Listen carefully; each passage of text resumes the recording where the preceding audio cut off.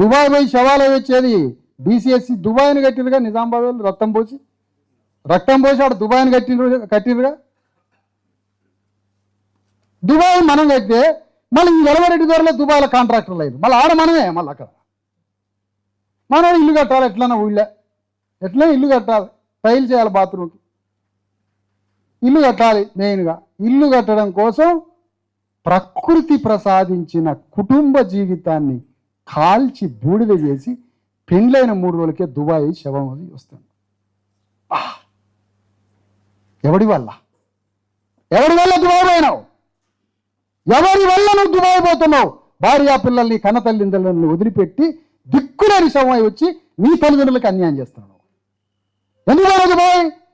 ఇక్కడ నీ రాజ్యం నీకు భూమి ఇవ్వలేదు కాబట్టి, ఇక్కడ రాజ్యం నీకు ఉపాధి ఇవ్వలేదు కాబట్టి, ఇక్కడ రాజ్యం నీకు హాస్పిటల్ ఇవ్వలేదు కాబట్టి, ఇక్కడ రాజ్యం నీకు ఇల్లు కట్టియలేదు కాబట్టి నువ్వు ఇల్లు కట్టుకుందామని దుబాయ్ పోయి డబ్బులు తీసుకోవడానికి పోయి శవ వయసు చచ్చిపోయి వచ్చినావు. మంచి వయసంతా రక్తమంతా, వయసులో ఉన్న రక్తం అంతా దుబాయ్ పోయి రక్తం దుబాయ్కి అర్పించి వచ్చినావు, పిప్పి వచ్చినావు. లాస్ట్కి వాడు పీల్చి పిప్పి చేసి వదిలేసిండు. ఏ రెడ్డి ద్వారా అన్న వెలమ ద్వారా పోయిండా?